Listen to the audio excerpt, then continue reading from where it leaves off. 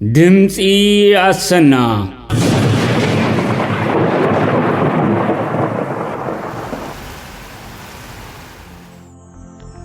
ازي كاب كتما لندن زم حلالف دمصهم دمسي السنايو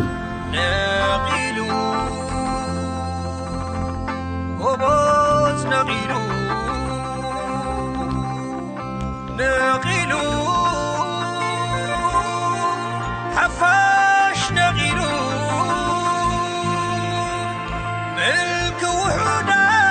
تعالو نغيلو ساعات أغيلو وغن عسل حبر سبر وغن تعاكب الزبزب وغن تعاكب الزبزب في اللي كان سبتلازب سلام حزبي تمنى أخيرنا لو تغنى عديكم هو مداني ساعات أخير نقولو بعركم كله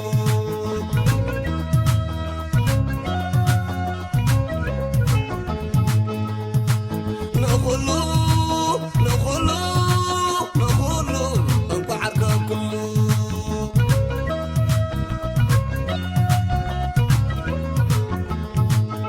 كقرمكم داي تبعي قري عابي مسلني شنقلي ويقوري حلق نبقري في الشيخ بالولا تبديلي نخلو بعركم كله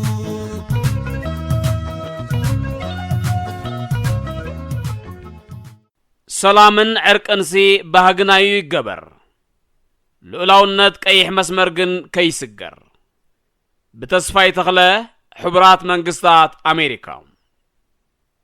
دكتور ابي احمد ابي اثيوبيا تقلالي منستر كوينو سلطان كابزحز مسرح لوطي ابي اثيوبيا يحننالو اتي اثيوبيا نابي غصا خونيا زبل نبزحات حتو ملكت زفطرم اتو اسياسون جيم اوفر ويدما قطميا ابقعو انابله زتورازيلو نملا اثيوبيا زناوصه حزباو نعبون بتزامادي هاديو بزوح كبهال زكالو كانتلو نغزيو ونزيفنا گن اسك نابتي هاگرنان حزبنان زملكتو قدايات كنسقر مس نفسو زيت عرقه مسكالوت كعرق ملؤنت سلازيبلو دكتور ابي احمد بقدامنت كم مبغسي زتكورلو وشطاو قداي هاگرو بخالعي درجات سرعها إثيوبيا مسكبابي أزلوا هاگرات كهلوا زقبو زمدنان زتأمت تبقسطاتي وسيدو كابتي فري زبلا رؤيس قمتاتو كم أبنت نمتكاس كام قطر حادم ناي هاگراوي عرقن سنيتن منقدي بمخفات نخلو مابتا هاگر زركبو بزتفر لي مخنيات تأسرو پوليتيكاو أسرات بنات علاقيقو قطر خلتهم نخلو ما وصا يزنبرو پوليتيكاو تقاومتي توارا درتنبر تصاررتي ايكونكمن سلازي نهاجركم آتيخم زلكم الرأيا بنتأنت كتنكساقسو تخؤلو يخم زبل ناي هاجراو عرقن حدقتن أواج أوجو قطر سلستم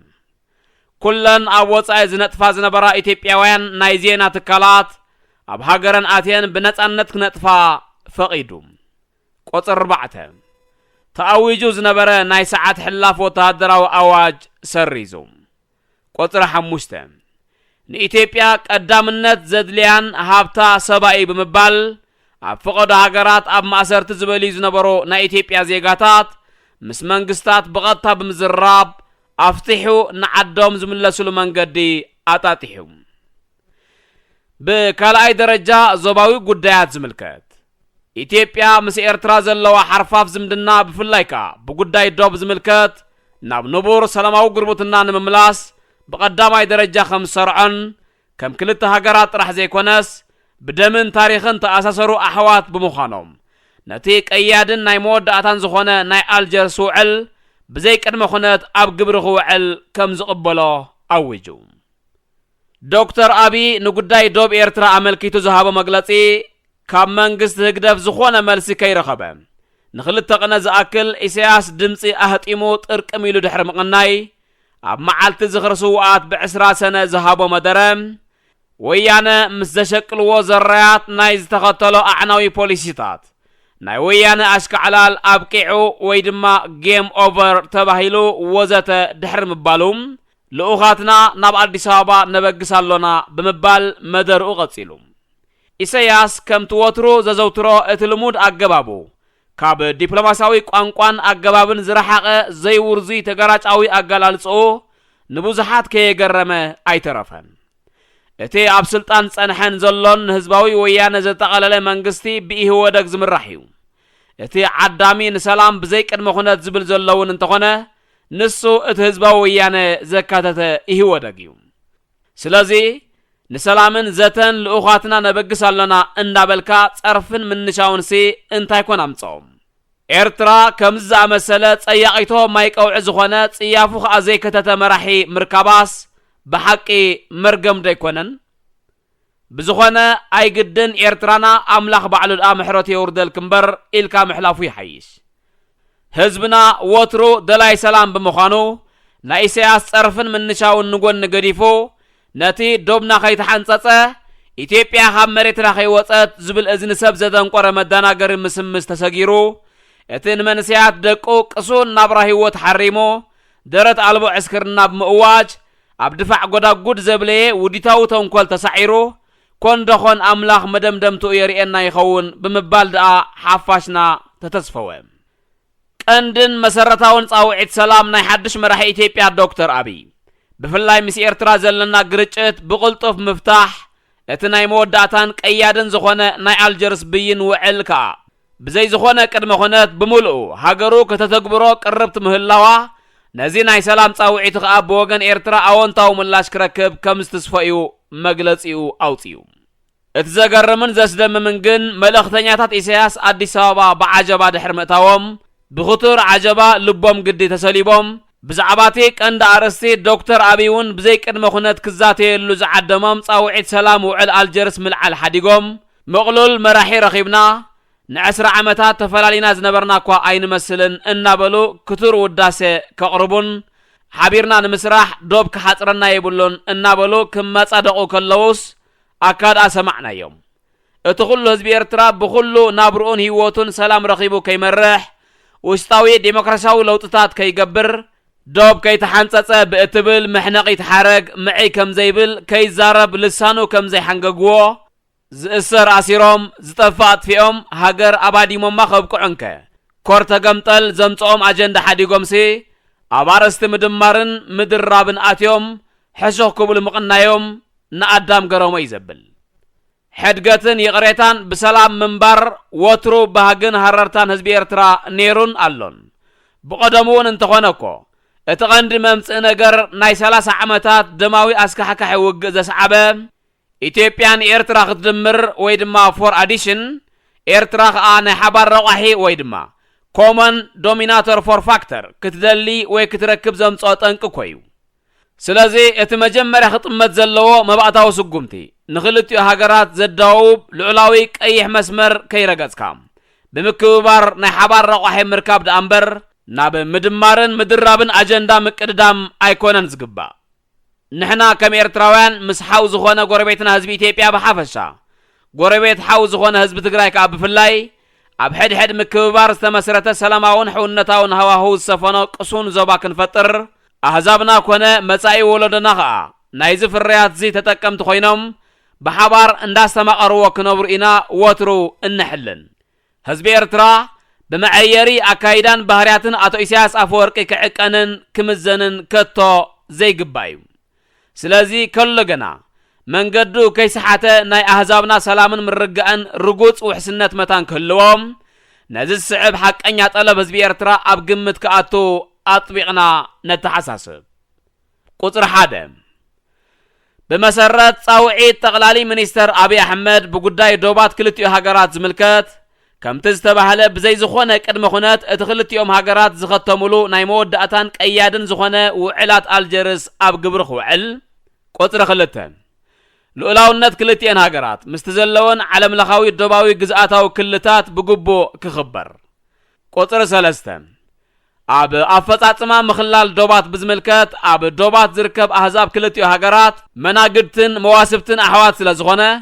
ነናቱ እጀታ ከዓ ብግቡእ ስለ ዝፈልጥ ነባሪ ሰላምን ርግኣትን መታን ክረጋገጽ ካብ ክልቲኡ ለባማት ዓበይቲ ዓዲ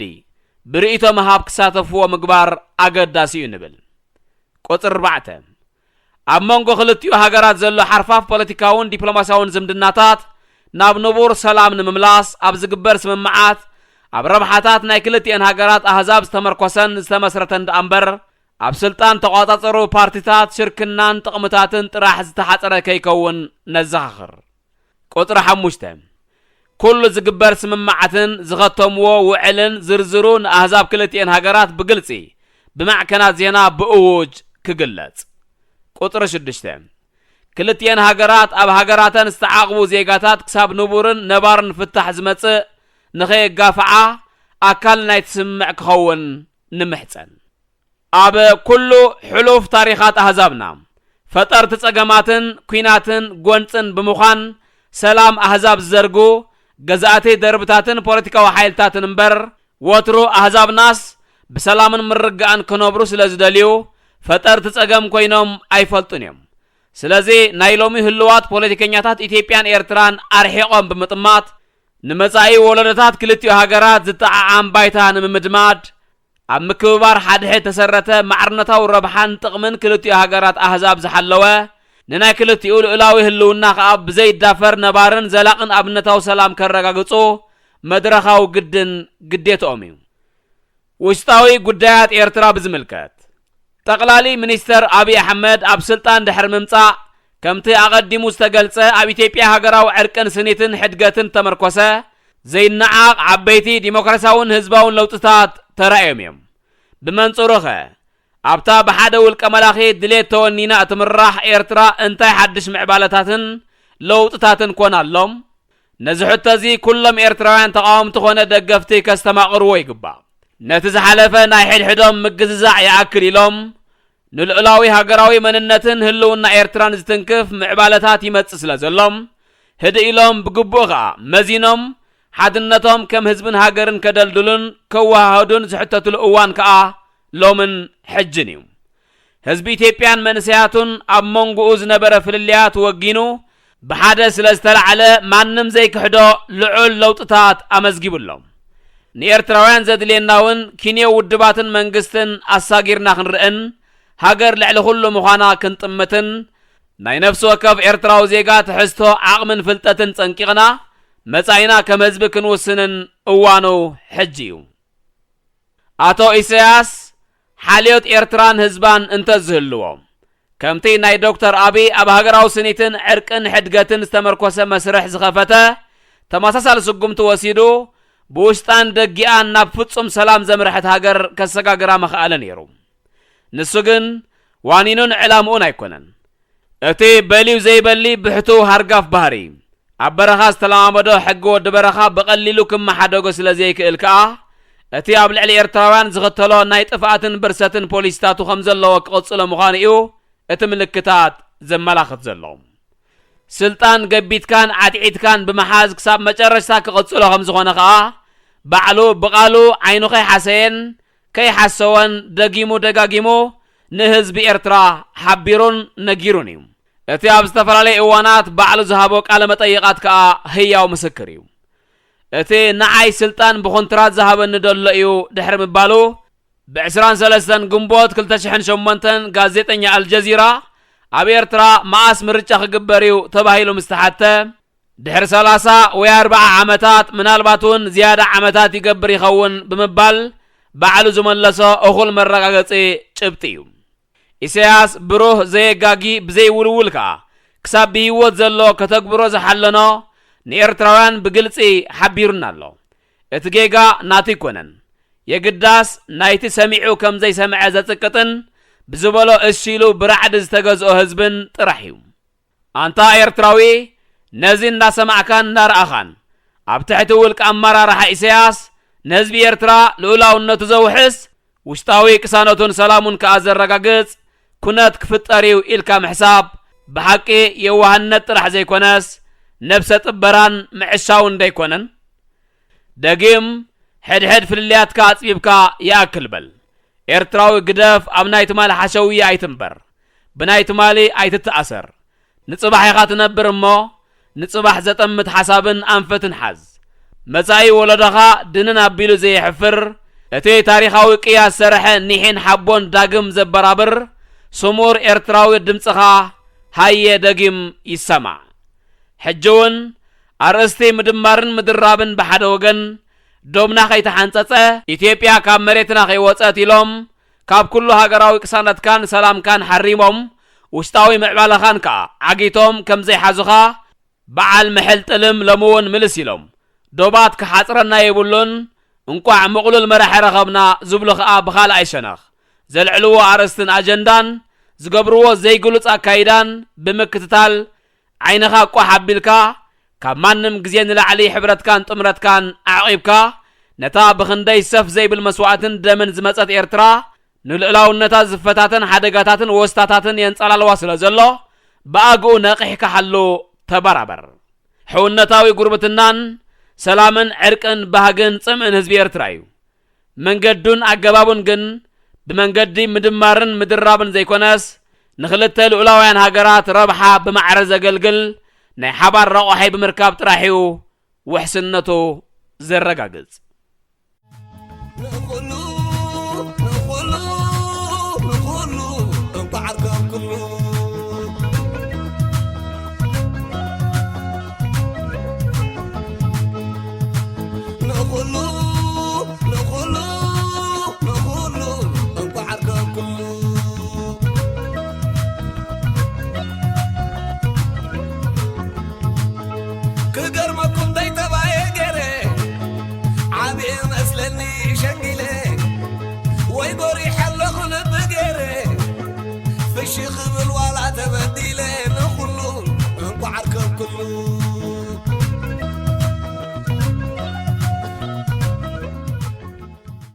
مبصح لأخ إرترا ناب إثيوبيا غوندر سخيدكا انت حسكا ختملسكا دكتور برهان ولد ميكائيل حملة غلتشحن عسرتو شمونتن أبزي غنيات دكتور أبي أحمد مزي أبي إرترا زلو زي وقعوي منقستي أبدردر كياتو كعقتالو بزبلا رأستي أبي مربابات أسنان سنيتنان بشميزوات الصحف نيرو مسؤو تتحيزون معبال إيرترا أقرن متكال زدلي عدكن قال سنزر استو أب حملة شحن 991 حدن أبس مراس تخايد وعلا ويدما قبائي نخقرب سلالو قنكا بعدالو تتأخيواز تخلكلا أقداس صحف اللو إلا نيرا مبال زي معوري زربا كوانت خونم بدحريو بزي سعبا خونتات قنا حق النت أب تتأقصد صحفات تلع لنتبتات ترقاقيت اللهم قطر حدن ካብ ተመክሮ ኤርትራ በመበጋስ እዘሎ ዘይወግዓዊ ስርዓት ንረብሓ ህዝቢ ኤርትራ ዘቀድም ጉዳይ ፍጹም ከም ዘይገብር መጠንቀቕታ ተዋሂቡ ነይሩ ከይወዓለ ከይሓደረ ኸኣ እዚ ስዕብ መስደመም ተርእዮታት ኣጋጢሙ ኣብ መዓልቲ ስውኣት ዓብዪ ክብሪ ክወሃቦ ዝግባእ መዓልቲ መራሒ ህግደፍ ነቲ ናይ ዶክተር አብይ ጻውዒት ኣመልኪቱ ንኣዲስ አበባ ልኡኽ ክሰድድ ምዃኑ ቅድሚ ምግላጹ بعشلاون بدعب زمل او ازراربان حتى ويانا ابقعيو جيم اوفر بمبال اشكعليلو ابتي ناي دكتور ابي احمد ناي سلام صاوعيت راح ابكند مدهاب ابقوال منقد بمئتاون نتي مسويانا زلو متهللاخ كم سعر امسيلو مزرابو كاب حدا مرح هاجر يزبل سب كتصبيو زي كال زربا امليقو عشا مزصل كم معلكا يخلق خمز بحال أب كندي قد هاجر بمقدام ناي دبلوماسياوي ورزينة مرأي نويان استنكف نورام زرباس انت يمتصو لا نأدي سابا لأخصة الأيخو غوندر كيركا انت حسكا مسأكا خمز بحال انت يسالي تخطم ليسو هزبي ارترا بسرات يأي كابزي زي وقعو سرعات زي كركب هارر كبلك اني كوانت نبرم ولحان تلبزر حس نقرقن اي رخبن زي حالي اللو جنزب هزبي ارترا بمبخان 390 جيت ايروبلان 3 حزاء قرورو النابلات او أديس أبابا مسعلبات بعلو دكتور أبي تقبيل ايو نتم الأوخات نابيت صحفته وسيروهم እዚ ተግባር እዚ ንባዕሉ ዲፕሎማሲያዊ አገባብ ዝሓለወ ይነበረን አቀዲሙን ዶክተር አቢ ነቶም ልኡኻት ከም ኢትዮጵያውያን ጌርና ኢና ንቅበሎም ኢሉ ስለ ዝነበረ ናይ ሰምና ወርቅ አዘራርባ ከይከውን ጠንቃቐ መድለዮ ነይሩ ኣብቲ ዝተገብረ ናይ ድራር እንግዶቱን ኤርትራውያን ምስ ኣሕዋትኩም ኢትዮጵያውያን ተደሚርኩም ዘስምዑ ቃላቱን ዶክተር አቢ ተጠቂሙ እዩ መሊቕዎ ብግርህነት ዝበሎም ድዮም ወይስ ካልእ ምስጢር ሓዘል ነገር ኣለዎም እቲ ቀንዲ ጉዳይ ዶብኮ ፈጺሙ ኣይተላዕለን እኳ ደኣ ገዛእቲ መንግስታት ዝሓንፀፅዎ አርቲፊሻል ዶባት ኣገዳስነት ከም ዘይብሎም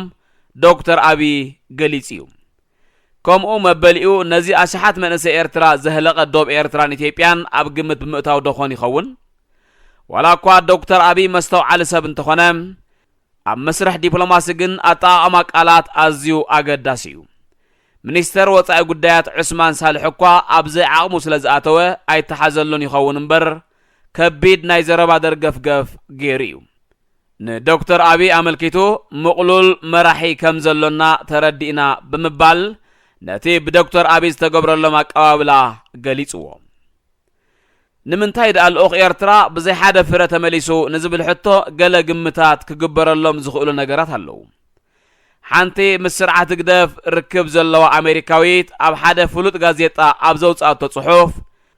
ኤርትራ ትህቦ ቀዳምነት ምርግጋእ ናይ ኢትዮጵያ እምበር ናይ ደብ ሕቶ ኣይኮነን ብምባላ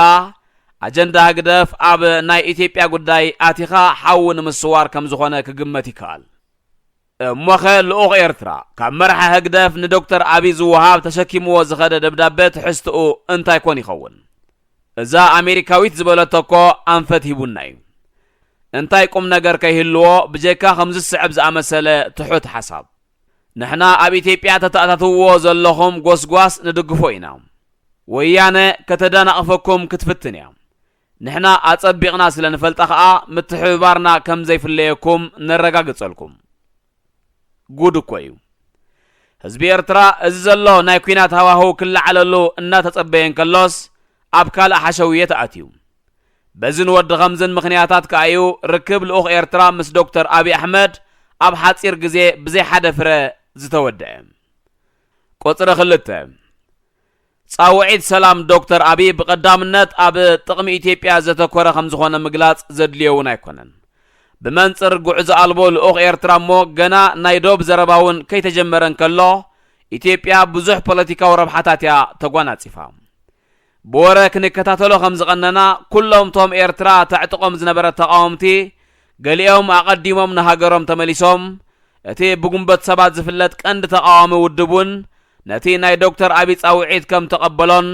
ብረታዊ ቃልሱ ከም ዘቋረጾን ብወግዒ ኣፍሊጡሎም ኢትዮጵያ እዚ ኩሉ ረብሓታት ክትረክብ እንከላ መስክን ህዝቢ ኤርትራ ግን ናይ ዶክተር አቢ ናይ ሰላም ጻውዒት ኣብ ሰማይ ዘሎ ደበና ኮይንዎ ይርከብ ኣሎ ቁፅሪ 3 ኣብቲ ኣብ ላዕሊ ተጠቒሱ ዘሎ ጽሑፍ ሓደ ብትርዝ ተጸቕጠሉ ጉዳይ ተራ ናይ ኤርትራውያን ውድባት ኣብዚ ናይ ዶክተር አቢ ናይ ሰላም ጻውዒት እዩ ባህርያት ናይዚ ኣብ ኤርትራ ዘሎ ዘይወግዓዊ መንግስቲ ብምዝንጋዕ ገለ ተቃወምቲ ውድባት ንህዝቢ ኤርትራ ኣብ ዘየድሊ ሃንቀውታ ብዝእቱ ኣገባብ ብዙሕ ተዛሪበንን ጽሒፈንን እየን ገሊአን እሞ ኸኣ ወግዓውነት ነዚ ዘይወግዓዊ መንግስቲ ብዝድግፍ ዓይነት ብኸምዚ ክግለጽ ከሎ ግና ብግርህነት ደኣ እምበር ኮነ ኢልካ ንጉድኣት ተባሂሉ ከም ዘይግበርሲ ቀይዱ ዝሕዝ ኤርትራዊ ኒሕኮ ኣሎ ኣብ ወዲ ሰብ ጌጋ ምግባር ንቡር እዩ እቲ ዘይንቡር ዝኸውን ግና ካብ ጌጋኻ ዘይምእራም እዩ እሞ ሕጅኸ ነዚ ምብጻሕ ልኡኽ ኤርትራ ናብ ኢትዮጵያ ብኸመይ ኮን መዚነንኦ ወይ ገምጊሞንኦ ይኾና ዶክተር አቢ በሊሕን ናይ ብሓቂ ደላይ ሰላምን ይመስል ንግዚኡ ይመስል ጥራይ ኢና ክንብል ንኽእል ንምንታይሲ ገና ናይ ሓሳባቱ ትግበራ ድሕሪ ሕጂ እዩ ክርአ ርግጽዩ ሰላም ዝጸልእ ሰብ የልቦን ውዕል ኣብ መንጎ ሃገራት ክግበር እንከሎ ግና ኣብ ግዜያዊ ስምዒት ተመርኮሰ ክኸውን የብሉን ንምንታይሲ ኣዕናዊ ናይ ኣተሓሳስባ መልክዕ ሒዙ ዝመጽእ መራሒ ክርከብ ስለ ዝኽእል ይኹን እምበር ንሕና ኤርትራውያን ካብ ዶክተር አቢ ብዙሕ ስነ ልቦና ክንሰንቕ ንኽእል ኢና ክሳብ 900 ዝኸውን ህዝቢ ኢትዮጵያ ንዶክተር አቢ ድጋፉ ይህብ ከም ዘሎ ክቃላሕ ቀኒዩ ኣብዚ ሓፂር ናይ ስልጣን ዘበኑ ከመይ ገይሩ ክሳብ ክንደዚ ህቡብነት ክረክብ ክኢሉ እዚ ንምፍላጥ ሳይንሳዊ ትንተና ዘድልየውን ኣይኮነን ታሪኽ ኢትዮጵያ ብኹናትን ጥሜትን ይዝፍለጥ ስለዚህ ኣብ ቅድሚ ህዝቢ ቀሪቡ ይቕረበሉለይ ስለዝበለም ፍቕርን ሰላምን ንግበር ሓቢርና ከዓ ሃገርና ነማዕብል ካብ ምቅትታል ዝመጽእ ዋላ ሓንቲ ረብሓ የልቦን ስለዝበለ እዩ ዶክተር አብይ ክሳብ ክንዲ ዝተቐባልነት ረኺቡ ዘሎ እዛ ብዘይ ምቅትታል ትብል ስነ ልቦና ዶክተር አብይ ካብ ጋንዲ ዝበሃል ህንዳዊ ዝቐሰማ እያ ጋንዲ ኣብ ጎንፅን ደም ምፍሳስን እምነት ዘይነበሮ ብሰላማዊ መንገዲ ተጠቂሙ ናይ እዋኑ ሓያል ዝነበረ መንግስቲ እንግሊዝ ካብ ሃገሩ ከም ዝወፅእ ዝገበረ ሃብቲ ብምሕራም ከም መብዛሕትኦም ህዝቢ ህንዲ ኣብ ሃዋህው ድኽነት ክነብር ዝመረፀ ዓብይ መራሒ ነይሩ ታሪኽ ኤርትራውን ካብ ታሪኽ ኢትዮጵያ እንተዘይገዲዱ ኣይሓይሽን እዩ ህዝቢ ኤርትራ ሕረስ ሓረስታይ ነገድ ነጋዳይ ዝብል መንግስቲ ኣምጻልና ኢሉ ናብ ፈጣሪኡ ክምህለል እንከሎ ካልእሲ ይትረፈኒ ናይ ዕለት እንጀራይ ግና ኣይትኽልኣኒ ማለት እዩ መሽክናይ ህዝቢ ኤርትራ ብመስዋዕቲ ደቁ ኣብ ኮረቻ ስልጣን ተወጢሑ ዝርከብ መንግስቲ ግና ነዛ ዝተሓተት ንእሽቶ ጠለቡ እኳ ከማልኣሉ ይከኣለን ፈትሊ እንተዝሓብራ ኣንበሳ ማእሰራ ዝብል ምስላ ነዞም ሕጂ ፋሕ ጭንግራሕ ኣትይዎም ዘሎ ተቃወምቲ ውድባት ኤርትራ ጽቡቕ መመልከት እዩ ልቦና ገይረን ሓቢረን ተዝኾና ነይረን እኮ እዚ ዘሎ ስርዓት ክሳብ ክንዲ ዝዕድመ ኣይምረኸበን ነይሩ ሕጂ እውን እንተኾነ ዝሓለፈስ ሓለፈ ንዝመጽእ ንዛተ ከም ዝተባህለ ኣብ ምጥርናፍ ወይ ድማ ምድማር ኣትየን ኣድማዕ ስራሕ ከከናውና ህዝቢ ኤርትራ ብሃረርታ ጽበየ ዘሎ ትግባረ እዩ ኣብ መወዳእታ ሓንቲ ንእሽቶ ለበዋ ካብ ጸሓፊ ነዞም ከም ዝኸማይ ብዕድመ ዝደፋእኩም ኤርትራውያን ኣብ ጉዳይ ፖለቲካ ምእታው ድሌት ኮነ ባህጊ ዘይብልኩም ንዝተጋገየ ያዕ ምባል ጽቡቕ ንዝገበረ ከዓ ኣጆኻ ምባል ናትና ተራ ስለ ዝኾነ ብጥርናፈ ግቡእና ክነበርክት ካብ ኣቦታትና ዝወረስናዮ ክቡር ባህሊ ኣሎና እሞ ብኣድማዕነት ክንጥቀመሉ ብትሕትና ከዘኻኽረኩም እፈቱ ገሌና ሓደ ዓውዲ ዘተ ወይ ድማ ኤርትራን ካውንስል ኦፍ ኢልደርስ ከነዳሉ መደብ ስለ ዘለና ክጽምበረና ዝደሊ ሽማግለ ማለት ልዕሊ 75 ዓመት ዝዕድሚኡ ጾታ ብዘይፈሊ በዚ ስዒቡ ዘሎ ናይ ኢሜይል ኣድራሻ ክረኽበና ከም ዝኽእል እሕብር ኢሜይል ኣድራሻ ercoel2018@gmail.com